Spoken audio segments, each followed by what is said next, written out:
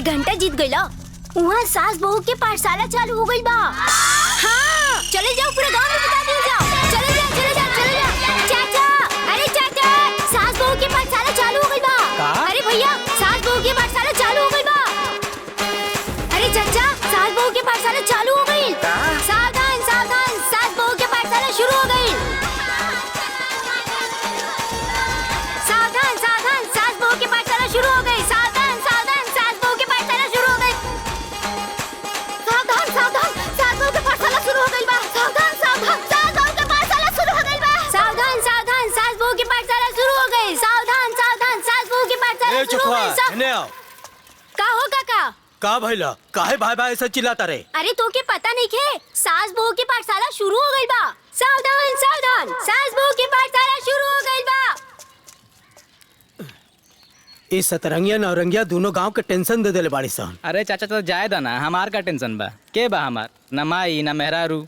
अरे ठीक बा, तोहरे बाल बच्चा ना हुआ तो हमरे चाचा बाल बच्चा हुआ ना, उनके बारे में सोचे के पड़ी ना। हाँ तो हमारो आसाद बनी जब सोची। ए दादा, ए पापा, ए दादा, सास बहू की पाठशाला चालू हो गई बा। ए मई, दादी घरों में बिया की ना? ना, वहाँ के तना की, ढेर देरी से वहाँ के नहीं की घरे। अरे बाप रे बाप, अरे कहवा चल गए पाठशाला में अब्बे चल के। ओके बताई हम।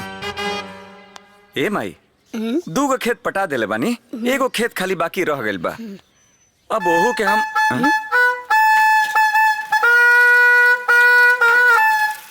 सास बहू के पाठशाला शुरू हो गई। लो, अब फिर सास बहू के ड्रामा चालू हो गइल।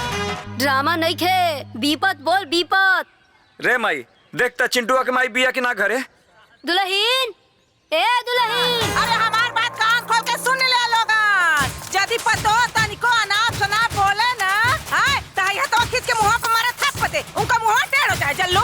तई बाड़ी सतरंगिया सास। इनकर पहला मिशन है पतोहन के प्रति शासन के भड़कावल, ताकि कौनो पतोह चैन से ना रह पावे। कान खोल के सुन लो लोगिन, यदि केहू के सास केहू पर हाथ उठावे तो ना उम्र देखे के बा और ना लिहाज करे के बा। धो के कड़कड़ा के हाथ घेट मरोड़ देवे के बा। और ये बाड़ी नौरंगिया बहू, और इनकर भी पहला मिशन है शासन के प्रति पतोहन के भड़कावल, ताकि कौनो सांस चैन से ना रह पावे। डरैया मत लोगन जल्लू, अब पतो से डराइबू लोगन ना, तब पतोहिया ऐसे ही गोबर पतोहियन सन जल्लू। खूब नाटक पसारे के बा और खूब भोगल पसारे के बा। ठीक बा। अब पतोहे से तनिको डराए के ना बा। बाल बाल छाल तीनों आजमा के ना पतोहे के दाबी में रखे के बा। अगर पतोहिया लड़का के बस में कर ली तो हमनी के का करल जाए बहन? बोला। बहनी बकलोला रह जाबू तो लोगन का हो? अरे हम केतना तो लोगन के समझाई हो। पतोहिया लइकवा के कब्जा में कर लेना तो धमकी दा लोगन की, अरे हम फांसी लगा ले, हम जहर खा के मर जाए, तब ना लइकवा डराई बहनी। जान जा लोगन, पतोहे से रची को डराए के ना बा जल्लू। सास कितनो डरवावे, डराए के नहीं खे, काहे से जो डर गया वो मर गया। पतो माने रुई का, माने मुंहवा से फूंक दा तो उड़ जाए जल्लू। सास मतलब मकई के बुआ। सास से न लजाए के बा और ना डराए के बा। आए बहनी लोगन, पतो का ना सुने के बा, ना पूछे के बा। पतो रानी मुर्दाबाद, सास रानी मुर्दाबाद, सास रानी जिंदाबाद, बहू रानी घर के महारानी, सास का शासन कायम रही। तनिको पतो से डराए के नहीं ये दोनों सतरंगी और नौरंगी सास बहू है, रहेली एक के साथ है, एक के घर में, लेकिन दोनों में तनको नहीं पटेला। ये दोनों के पढ़ाई से आप लोगन के अंदाजा हो गई हुई कि ई लोग कौने तरह के पाठशाला चलावतानी। सावधान, सास बहू के पाठशाला खत्म हो गई बा। सावधान सावधान, सास बहू के पाठशाला खत्म हो गई बा। सावधान सावधान, सास बहू की पाठशाला खत्म हो गई। सावधान सावधान, सास बहू की पाठशाला खत्म हो गई। सावधान सावधान, सास बहू की पाठशाला खत्म हो गई। आवे दी बुढ़िया के, आज घर में हुरकंडो हो के रही। अरे काहे तू टेंशन लेता रू? तनका आराम से, वो हमार माई है, ओकरा के हम समझा दे। चुप रही रहुआ। आज उनकर पाठशाला में के मिलल सबरी ज्ञान निकालिए के दम लेही। ए मई, करे हौ देख हौ देख हौ देख, हौ देख दादी आ गई।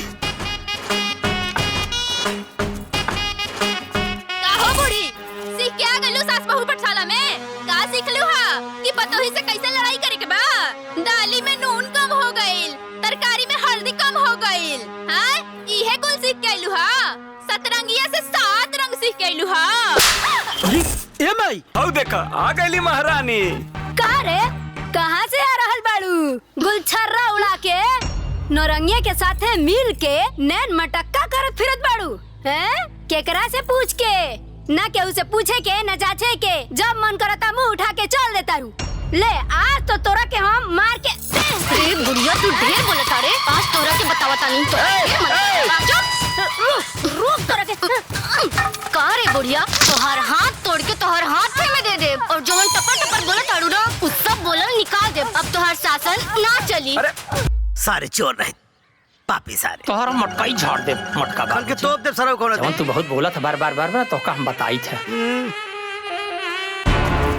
बताओ भैया, तोहर मेहरारू हमरा माई के पता नहीं क्या पढ़ा लिखा देले बिया। घरे हमरे मेहरारू साथे बवाल मचा के रख देले बिया। ई बात ठीक नहीं है।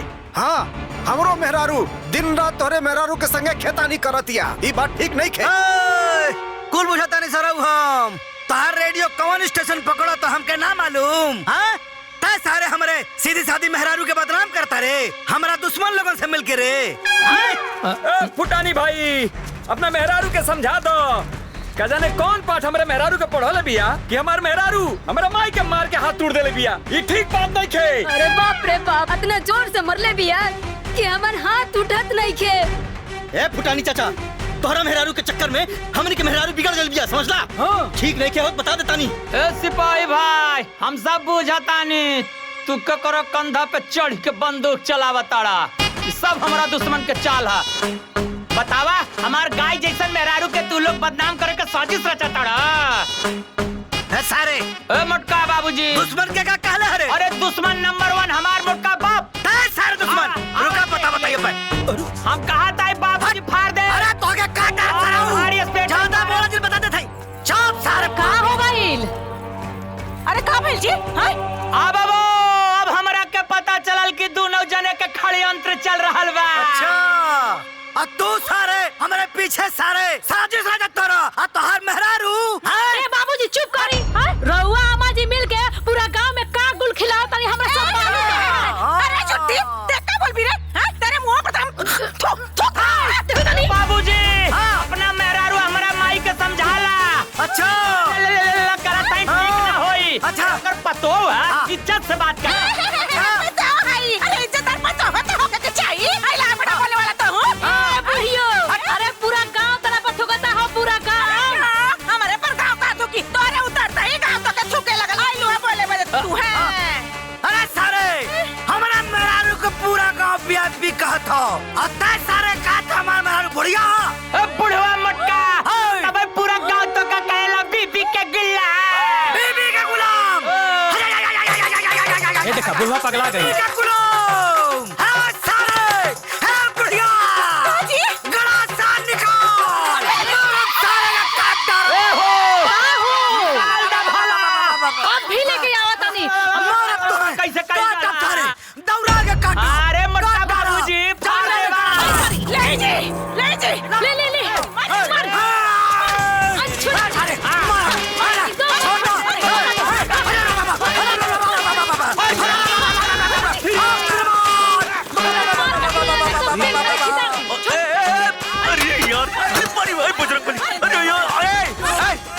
बाबूजी छोटा था। भैया बाबूजी, अरे रुका जा यार। अरे छोड़ा जा, छोड़ा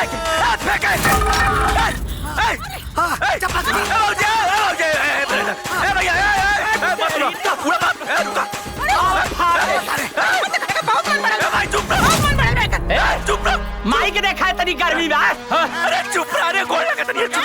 बाबूजी तो बस चुप। अरे हम बुढ़ा चुप कराई। चल तो बराबर ले बाड़ी। शांत। अरे यार चुप रह जा। 4 दिन बाद हमार बियाह बा।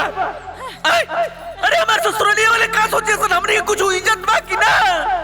का चाहता रह जा, हम जिंदगी भर रोडवे रही। बस पूरा फिल्म देखे खातिर अभी डाउनलोड करी दंगल प्ले ऐप।